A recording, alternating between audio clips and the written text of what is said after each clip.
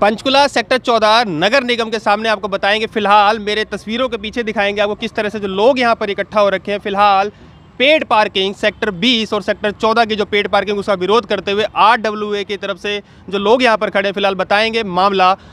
पिछले कई दिनों से 20 सेक्टर की पार्किंग और सेक्टर 14 की जो पेड पार्किंग स्टार्ट हो गई उसका विरोध करते हुए जो लोग हैं लगातार प्रशासन को घेरते हुए नजर आ रहे हैं। वहीं पर आज की बात करी जाए तो आज ये RWA की तरफ से जो यहाँ पर विरोध किया जा रहा है, क्या कुछ पूरा मामला जानने की कोशिश करते हैं। देखो जी, इन्होंने 1 नवंबर को हरियाणा डे वाले दिन पेड पार्किंग जो हमारे ऊपर थोप दी 20 सेक्टर के ऊपर, उसका सब विरोध कर रहे हैं। और RWA सेक्टर 20 पुरजोर तरीके से और पूरा सेक्टर पुरजोर तरीके से इसका विरोध कर रहा है। और हम उनको बार बार कह रहे हैं कि इस पेड पार्किंग को वापस ले लो, क्योंकि इंटरनल पार्किंग पंचकुला के अंदर, अगर चलो ट्राई सिटी की आप बात नहीं करते, कई लोग 1-2 उदाहरण दे देते हैं जबकि वहाँ भी लगी नहीं है। बयान हूँ, कुछ दिन पहले आप ही इंटरव्यू ले रहे थे, MLA साहब बैठे थे, वो कह रहे थे 8 में पार्किंग लग गई, 9 में लग गई, 10 में लग गई। पहले आज नहीं लगी, वो 7 सेक्टर के अंदर, 8 सेक्टर के अंदर, 9 सेक्टर के अंदर, 10 के सेक्टर के अंदर लगभग 1 साल पहले पार्किंग लगी थी। मैं उनसे पूछना चाहता हूं, आप पर यहाँ के MLA हैं, आपको पता होना चाहिए इंटरनल पार्किंग और बड़ी पार्किंग में क्या डिफरेंस है।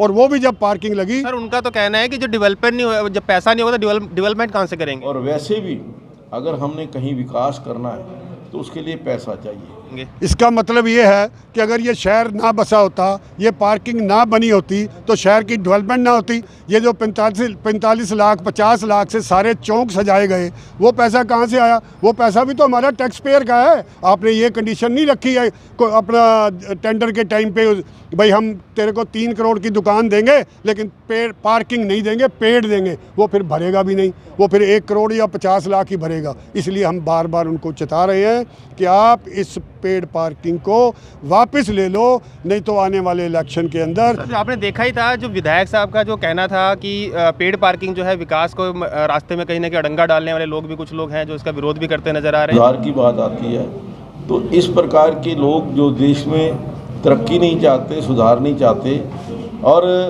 पंचकुला को साफ और सुंदर नहीं देखना चाहते, वो ऐसे लोग हैं जो अड़ंगा डालने का प्रयास कर रहे हैं। और लेकिन आप लोग इसका लगातार विरोध कर रहे हैं। जजपा के जो प्रत्याशी हैं और जो अपना पार्षद है वो भी लगातार इसका विरोध कर रहे हैं। अब इसको कैसे देखते हैं सर आप? मैं तो एक चीज़ से बहुत हैरान हूँ, जजपा के जो 2 पार्षद हैं वो दोनों इनके सपोर्टर हैं।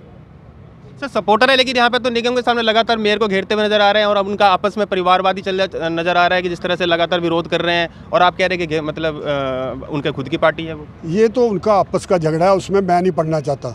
हमारा झगड़ा तो सर पार्किंग को लेके ही तो है ना सर। हमारा तो एक ही मुद्दा है, पेड पार्किंग वापस हो। और हम जजपा वाले को बोल रहे हैं, आप चलो दुष्यंत चौटाला जी के पास, जिनके सहारे के ऊपर ये सारी हरियाणा सरकार खड़ी है। अगर वो थोड़ा सा कंधा हिला दें तो सरकार उसी दिन गिर जाएगी। तो एक पेड पार्किंग के लिए सरकार थोड़ा गिराओगे आप सर? 20 सेक्टर की छोटा सा जो सिटी है उसकी पेड पार्किंग के लिए क्या आपको लगता है कि वहाँ तक पहुँचना चाहिए? मैं तो कह रहा हूँ ना, फिर हमारे साथ चले, उनको बोले वे सरकार मत गिराओ, पेड पार्किंग गिरा दो, पेड पार्किंग वापस ले लो, हम भी खुश, आप भी खुश, सारा शहर खुश। विकास पहले कहाँ हो रहा है? आप चलिए मेरे साथ 20 सेक्टर, मैं आपको दिखाता हूँ। एक सड़क टूटी हुई है, सीवर का पानी सड़क में। पैसा इकट्ठा करेंगे तभी तो सीवर जो सड़कें ठीक करेंगे, पैसे की कमी तो है ना सर। आज तक जो इन्होंने कर रहे थे, तब कौन सी पार्किंग लगी हुई थी? तब कौन सी पेड पार्किंग लगी हुई थी? तब भी तो हमारे से प्रॉपर्टी टैक्स ले रहे थे। हम एक फ्लैट का जिसका 1000 स्क्वायर फुट एरिया है, उसका 300-350 रुपया प्रॉपर्टी टैक्स देते हैं एक फ्लैट का। और जो कोठी है 250 गज का, उसका सिर्फ 173 रुपये है 250 गज का, 3 मंजिल का। टैक्स तो हमारे से सारे ले रहे हैं। अब हम कौन सा इन पे विश्वास करेंगे?